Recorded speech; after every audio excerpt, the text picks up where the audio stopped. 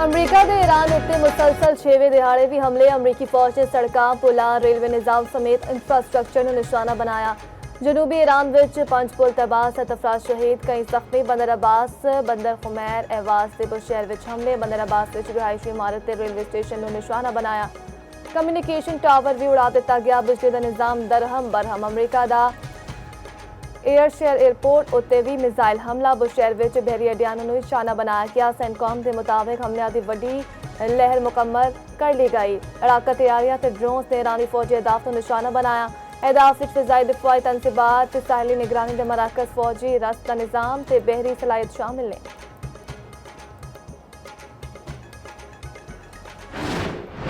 Iran अमरीका जंग शाम तक फैल गई। पास दौरान इनकलाब दा शाम दे इलाके अल्तफ विच अमरीका दे स्पेशल ऑपरेशन कमांड सेंटर उत्ते हमला। पास दौरान इनकलाब दा आखना है कार्रवाई अमरीकी हमले विच ईरानी फौजियां दी शहादत के जवाब विच कीतियां गईयां। वड्डी तादाद विच अमरीकी फौजियां नूं हलाक कर दिता।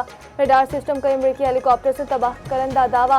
ईरान दे कवैत, बहरीन ते कतर उत्ते भी हमले। बहरीन विच अमरीकी अड्डे उत्ते फौजी हेलीकॉप्टर, ड्रोन ते सिविलियंस तैयारे हदफ बनाए गए। कवैत विच अमरीकी फौजी तनसीबात, लॉजिस्टिक मराकज से ड्रोन नाल निशाना बनाया।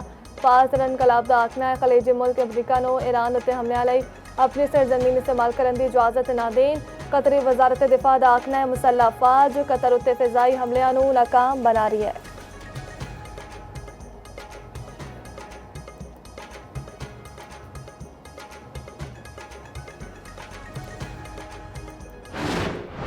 अमरीका का ईरान उत्ते हमले जारी रखने का ऐलान। तर्जुमान व्हाइट हाउस कैरोलिन लेविट ने मीडिया ब्रीफिंग में आखिया। सदर ट्रंप ने साबित किया अमरीका ईरान को किसी भी वेले ते किसी भी जगह निशाना बना सकता है। हालिया हमले ईरान वाला मुफाहमती याददाश्त की खिलाफ वर्जी से बात किए गए। ईरान की दिफाई सलाहियत मुकम्मल तौर पर खत्म हो चुकी। कैरोलिन लेविट ने दावा किया ईरान की क्यादत में इख्तलाफात ने एक धड़ा अमरीका नाल मुआहदा चाहता है।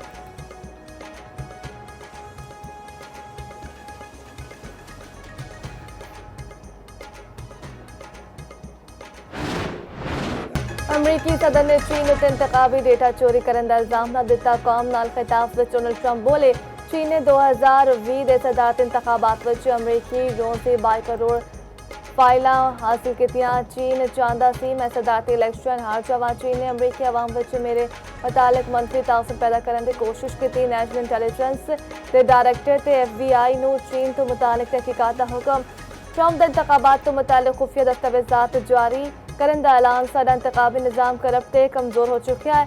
दस्तावेजात के सामने आन तो इंतखाबी निज़ाम की खामियां बेनकाब होन किया। कांग्रेस को वोटर ID अमरीका एक्ट मंजूर करना चाहिए है। इन्हां दी तकर्री नशर ना करने वाले TV चैनल्स के लाइसेंस मनसूख हो जाने चाहिए ने। चीन तो पाकिस्तान ईरान अमरीका नाल जंग बंदी ते मुज़ाकरात दी बहाली का मुतालबा करता है। चीनी वजारत खारजा वालों जारी बयान में आख्या गया फरीकैन जंग बंदी दी मुफाहमती याददाश्त की पास पाबंदी करन ते वादियां नूं पूरा करन। नायब वज़ीर आज़म इसहाक डार दी शंघाई विच चीनी वज़ीर खारजा पोंग ई नाल मुलाकात। दफ्तर खारजा के मुताबिक पाकिस्तान से चीन का CPEC 2.0 तिजारत सरमायाकारी विच ताउन होर वधाने ते इत्तफाक। डिजिटल मईशत मसूई जहानत विच भी ताउन के फरोग का फैसला। मुलाकात विच बामी दिलचस्पी के अमूर उत्ते करीबी राबता बरकरार रखने के आज़म का इजहार।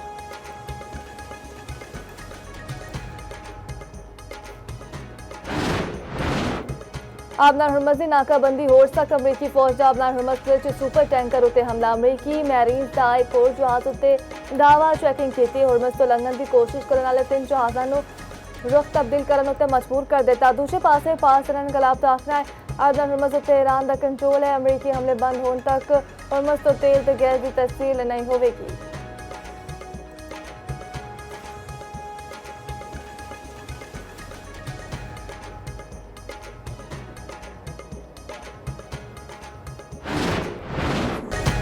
वज़ीर आला पंजाब ने अपनी छत महफूज छत प्रोग्राम का इफ्तिताह कर दिता। मरीम नवाज ने इफ्तिताही तकरीर मल खिताब करते हुए आख्या अपनी छत महफूज छत प्रोग्राम के तहत 5 लाख रुपए कर्ज मिलेगा। कर्ज की मुद्दत 9 साल 3 महीने किस्त अदायगी नहीं करनी होगी। हर महीने 4700 रुपए किस्त अदा करना होगी। 10 लाख रुपए कर्ज की किस्त 9300 रुपए होगी। मरीम नवाज ने होर आख्या अपना घर मकीना तहफुज का एहसास दिलांदा है।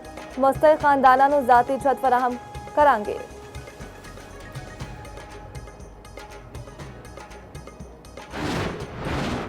पाकिस्तान की मुआशत दुरुस्त सिमत वल गामजन GSP+ स्कीम तो सब तो वध मुस्तफीद होने वाला मुल्क करार यूरोपी कमीशन का अपने लपेट में एतराफ आख्या। पाकिस्तान ने स्कीम की रियायतों इस्तेफादे की शरह 95.1% तक पहुंचा दी।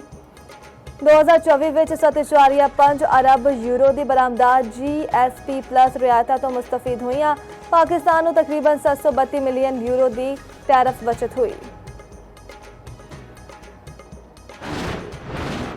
पाक फौज FC बलोचिस्तान तो पुलिस का मुश्तरका ऑपरेशन शबान जारी और 3 दहशतगर्द हलाक मजमूई तादाद क्याम में हो गई। 5 जुलाई तो होने तक ऑपरेशन शबान ते होर ऑपरेशन 129 दहशतगर्द मारे जा चुके।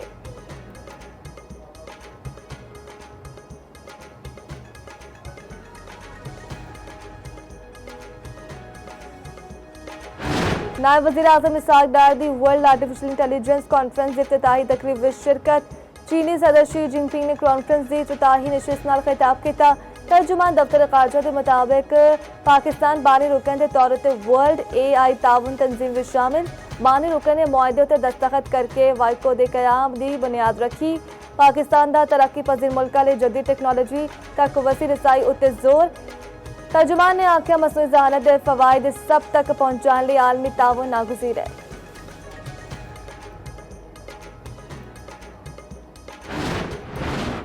लाहौर विच नान ते रोटी की कीमत विच इजाफा। सादा रोटी 17 के बजाय 20 तो 22 रुपए विच फरोख्त होने लगी। नान की 25 तो 30 रुपए विच फरोख्त जारी। नान बाय एसोसीएशन का आखना है रोटी 5 रुपए विच वेचांगे, नान 30 रुपए का रहेगा। CB लाहौर ने खबरदार किया वध रेट लाइन आले तनूरा के खिलाफ कार्रवाई होगी।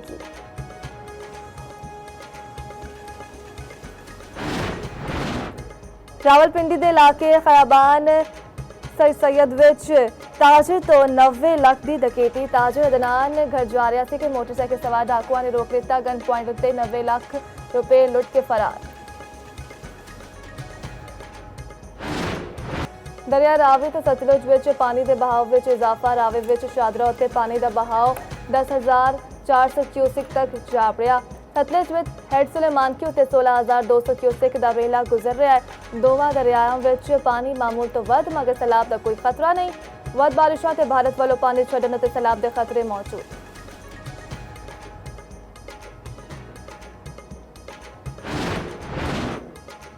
मेयर लंदन सादिक खान का एक होर एजाज। 3 मरतबा लंदन के मेयर मुंतखब होने वाले सादिक खान को ताहयात लॉर्ड बनाने का ऐलान। वजीर आजम के स्टॉर्मर ने नवे लॉर्ड के नावां का ऐलान कर दिता। हाउस ऑफ लॉर्ड की इस वेले 774 अरकान ने।